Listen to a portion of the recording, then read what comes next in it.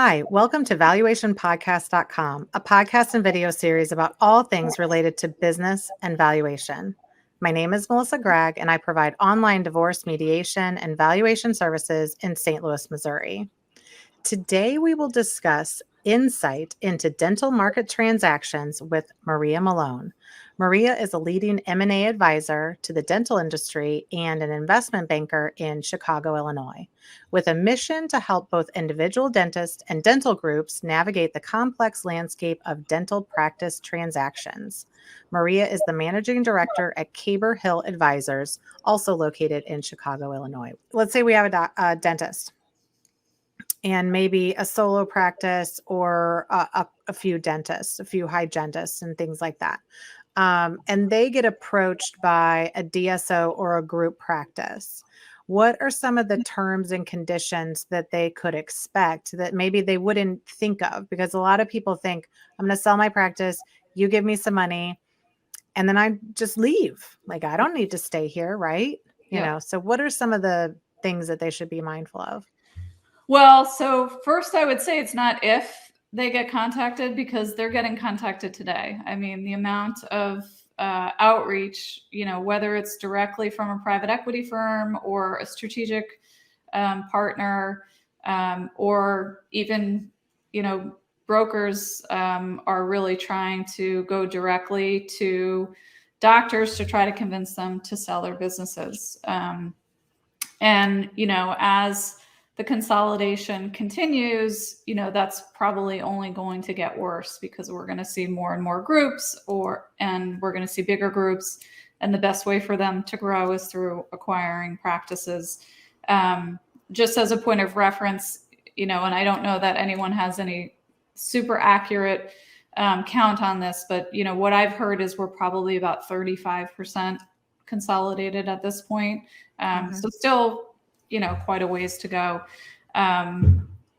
But I think that, like a lot of times I think I'm seeing dentists, they're still needing to stay on for, it could be a while. And these are, dentists and doctors and a lot of entrepreneurs don't always want to take direction from somebody else. So I think in some cases, it's not just, hey, I sold you my book of business and I'm out of here. They usually want 1, 2, 3, 5, years of somebody to work there, or indefinitely. Yeah, I mean, it depends. I would say, in most cases, the longest term that they're going to require is probably 5 years. Certainly 1 year would be the least, and pretty unlikely depending on the circumstances of the business so, as a solo practitioner, it's probably going to be more critical that doctors stay longer, say 2 years, as opposed to if you're selling, a multi-office, multi-doctor practice, maybe there's some shifting around. So that maybe, say, a senior doctor could, in essence, retire as part of the transaction. But, by and large, typically, there is some requirement to stay on, whether it's in a clinical or, more managerial role. Some of the other things that you might come across would be a requirement to switch supply companies, a requirement to switch lab companies. Most of the larger groups have what they call a formulary, which is specific, inventory items that are approved. So you'd have to switch to their formulary typically. Some of the other things that could come into play would be restrictive covenants, and depending on, who you're transitioning the practice to, there can be 2 levels of that covenant.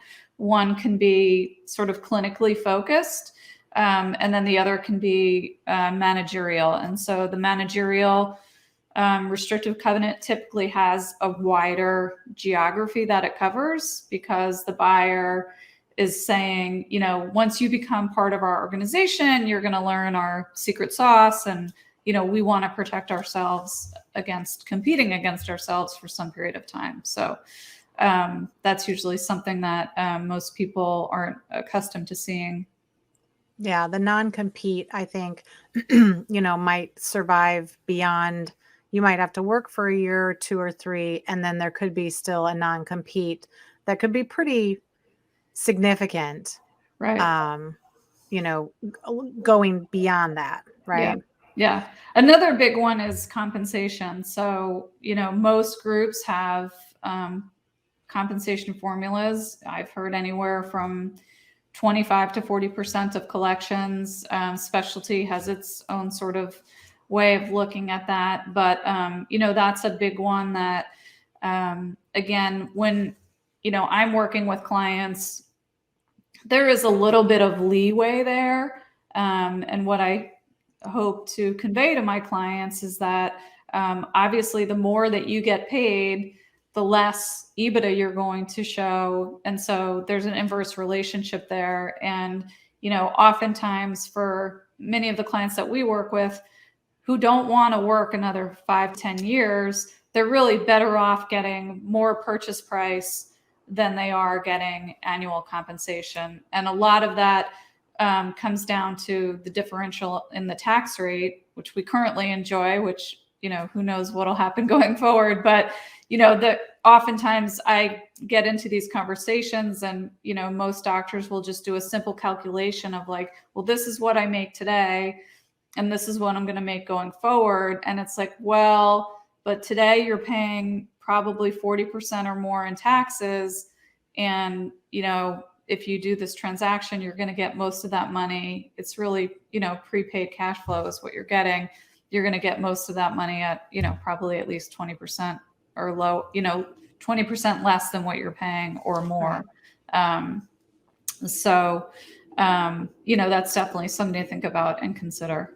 And there's a fine line with compensation about, what is reasonable and what you just want, right? We all want to get paid more, but what's reasonable for the industry.